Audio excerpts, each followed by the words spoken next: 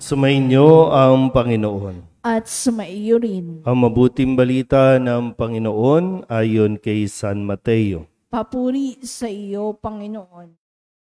Noong panahong iyon, sinabi ni Jesus, "Saaban ninyo, mga iskriba at mga pariseyo, mga mapagpaimbabaw. Ang katulad ninyo'y mga libingang pinaputi, magaganda sa labas, ngunit sa loob ay puno ng kabulukan at buto ng mga patay. Ganyan-ganyan kayo. Sa paningin ng tao'y mabubuti kayo, ngunit ang totoo, punong-puno kayo ng pagpapaimbabaw at kasamaan.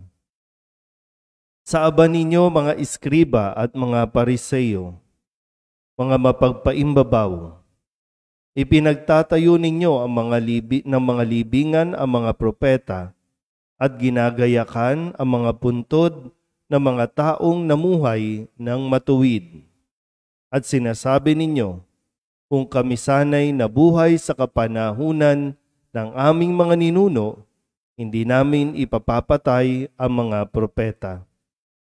Sa sinabi ninyong iyan, inaamin ninyong kayo'y mga anak ng mga nagpapatay sa mga propeta. Sige, tapusin ninyo ang pinasimulan ng inyong mga ninuno." Ang mabuting balita ng Panginoon. Pinupuri ka namin, Panginoong Hesukristo. Umupo ang lahat. Isang mapagpalang umaga po sa inyong lahat. Ngayon po ay Miyerkules, huling Miyerkules para sa buwan ng Agosto. Isang araw na lang, bear na tayo ulit. No? Pero sa pagpapatuloy natin ng ating pong pagdinig sa pahayag ng Ebanghelyo mula kay San Mateo, medyo derechahan talaga, no? O hindi medyo, talagang derechahang pinaalalahanan, kinokompronta at sinasabihan ni Jesus itong mga pariseyo at mga iskriba na kung ano na ang nagiging pag-uugali nila. Ulitin ko po, no? Ang mga pariseyo, ang mga iskriba ay ang mga taong namamahala sa templo, namamahala sa kautusan, namamahala sa mga sinagoga, mga tagapagturo, mga taong simbahan, mga lider ng simbahan, mga lingkod ng simbahan. Kahapon narinig natin yung pagpapatay kay San Juan Bautista nitong mga nasa palasyo. Mga nagkakainan, nagiinuman, kapiling ang Haring Herodes, yung kabit niya, yung anak, at lahat pa ng mga bisita.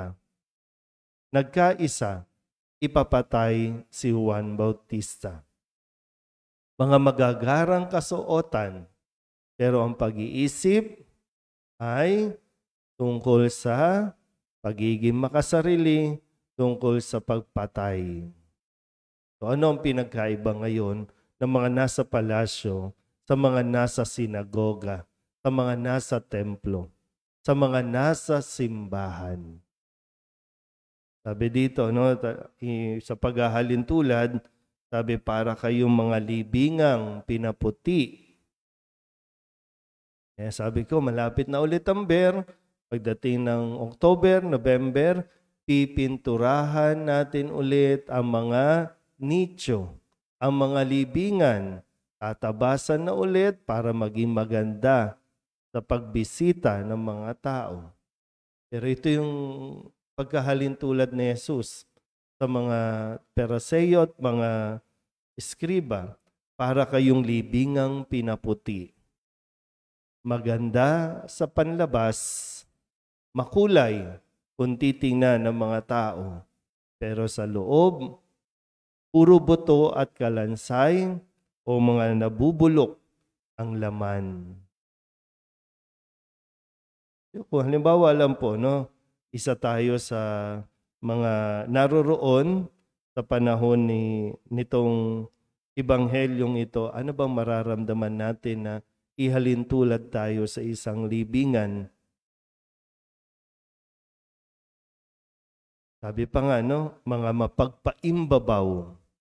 Pag sa Ingles, binasa natin ito, ang salita ay hypocrite. Hipokrito. Ano ba pag sinabing hypocrite? Sabihin nyo nga po, hypocrite. Pag hypocrite, ito ay mga stage actor. Mga nagpapanggap. Mga artista. Nag-aarti-artihan. Pretending. Kunyari, ito sila, pero hindi naman. Ganun yung artista. Stage actor. At pinapaalala ito sa atin para hindi natin ipagpatuloy ang ganitong pag-uugali. Baka tayo din, di natin pinapansin ang ating mga sarili. Mga lingkod tayo ng simbahan. Maging ako bilang pari, pinapaalalahanan tayo ng Ebanghelyo na maging totoo tayo sa atin pong paglilingkod. Alam naman ng Diyos, alam ni Jesus, tayo ay makasalanan. Pero kung magpre-pretend tayo sa ibang tao na tayo ay mabait, mabuti, yun ang hindi niya kukonsintihin.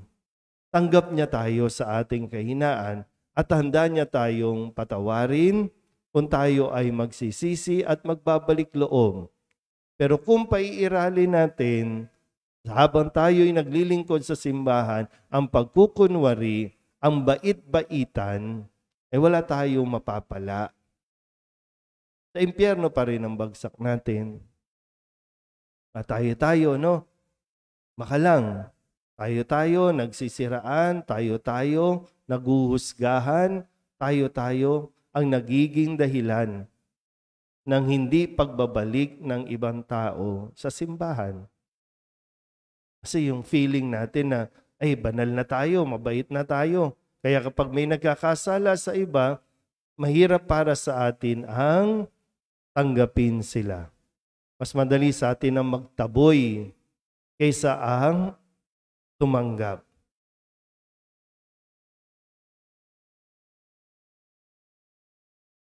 Sige nga, tingnan nyo nga yung mga katabi ninyo. Tingnan nyo na. Ito na huling tingin nyo, no? Minsan masakit talaga marinig ang katotohanan. Sampal ito sa atin kapag sinabihan tayo ng katotohanan, masasampal ka at kapag nasampal ka, aaray ka talaga. Pero sinasampal tayo para magising tayo habang may panahon pa. Baka, ulitin ko, no? Pag nilayan natin. Ano ba?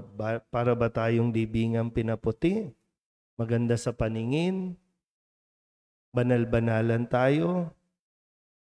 Ano ba yan? Santong kabayo? Banal na aso? Mga hayop kung magturingan, ang iasal, parang hayop. Pero kapag nandito tayo sa misa, ay talagang napakababanal natin. Pero pagkatapos ng misa, ayun, doon tayo talaga. Sakit man, pero yun ang nagiging totoo. Baka yun ang katotohanan natin. Maganda sa panlabas, pero nabubulok sa loob. Kaya patuloy natin, no, hilingin ang grasya mula rin sa Panginoon para talagang mailabas natin muna ang katotohanan natin. Kasi hanggat di natin nakikita ito, hindi natin maitatama kung ano yung mali sa atin. Sa sarili muna natin bago sa ibang tao. Amen?